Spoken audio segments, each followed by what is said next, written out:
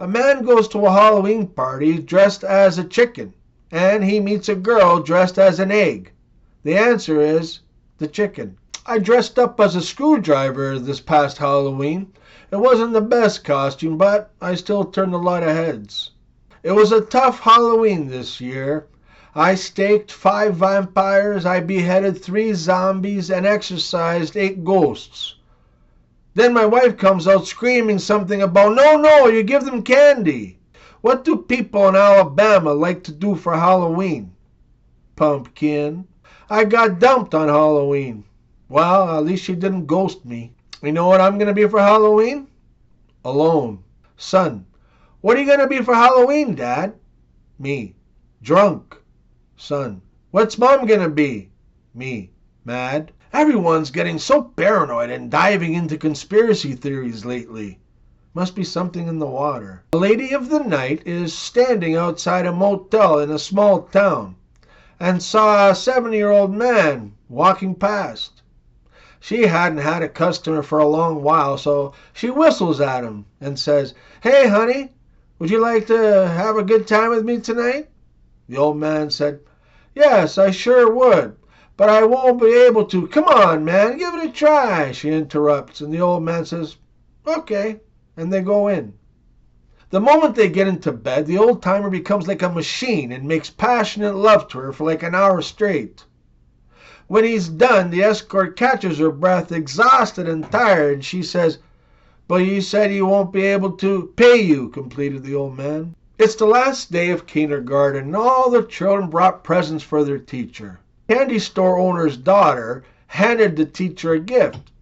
She held it up, shook it, and said, "I bet I know what this is. It's a box of candy." "That's right," shouted the little girl. The next gift was from the liquor store owner's son, little Johnny. The teacher held it up and saw that it was leaking. She touched a drop with her finger and tasted it. "Is it wine?" she asked. "No," said little Johnny. The teacher touched another drop to her tongue. "Is it juice?" she asked. "No," he answered. Finally, the teacher said, "I give up. What is it, Johnny?" "A puppy." Why do you think Charlie Sheen admitted to being HIV positive on national television? Because it was easier than making all those phone calls. I never imagined Chris Rock getting slapped on national television. But I guess when there's a will, there's a way. What do Italians call ghosts? Gabagools. A guy and his wife are sitting and watching boxing match on television. The husband sighs and complains, "This is so disappointing. It only lasted for 30 seconds. "Good," replies the wife. "Now you can know how I always feel." What do you call 2 Italians with a Japanese father? Mario and Luigi. What do you mean I can't identify as a television? Just watch me. Now, some of you that watch me may have thought to yourselves, "I wonder if he's Italian." The answer is no. Now, why are so many Italian men named Tony? 'Cause when they shipped them all over from the old country, they stamped 2NY on their foreheads. Why do many Italian women love me?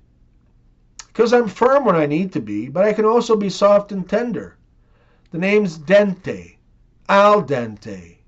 2 Jewish bankers escaped from that sinking Italian cruise ship, the Concordia. Yeah, they were both clinging to a life preserver, and one of them, knowing that the other can't swim, says, "I'm going to go try and swim to shore and get some help. Can you float alone?" The second Jewish banker says, "How could you talk business at a time like this?" Now, don't steal my idea, but I want to open up my own all-you-can-eat Italian restaurant and call it Endless Possibilities. I like my sandwiches like I like my women. Large, juicy, and Italian. What is Jewish foreplay? 4 hours of begging. What is Italian foreplay? "Francesca, I'm home." A barber starts a conversation with a new customer. Barber: "Where have you been getting your hair cut before coming here, sir?" Customer: "Actually, my dad's been cutting my hair for a while now." Barber: "Is he Jewish or Italian?" Customer: "He's Italian. Why do you ask?" Barber: "Well, he's either cheap or he knows what he's doing." A Jewish man and an Italian woman get married. Both were virgins, and both were so innocent when it came to the subject of, relations. On their wedding night, they just weren't sure how it all worked, so the man decided to call his mom to get a few pointers. But she simply says, "Look, son, just get undressed, then undress her, and you all know what to do, trust me." Well, the newlyweds got undressed, but they are still confused, so the man calls his mother back. Frustrated, she says, "Just stick the longest part of you into the hairiest part of her." A few minutes later, the mother's phone rings again. "I got my nose in her armpit, Mom, now what?"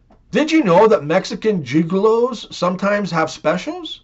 Yeah, 2 for the price of 1. I read today that winemakers have developed a new hybrid grape that acts as an antidiuretic. The aim is to reduce the number of trips to the bathroom that older people have to make during the night. They're going to call it Pinot Noir. I heard it through the grapevine. People say that drinking milk makes you stronger. Drink 5 glasses of milk and then try moving a wall. Impossible. Now drink 5 glasses of wine and the wall moves itself. An Italian guy is out picking up women in Rome while at his favorite bar. And he manages to attract a very attractive looking blonde. Well, they go back to his place and sure enough they go at it, and after a long while he finishes. Then he rolls over, lights up a cigarette, and he asks her, "So, you finish?" After a short pause, she replies, "No."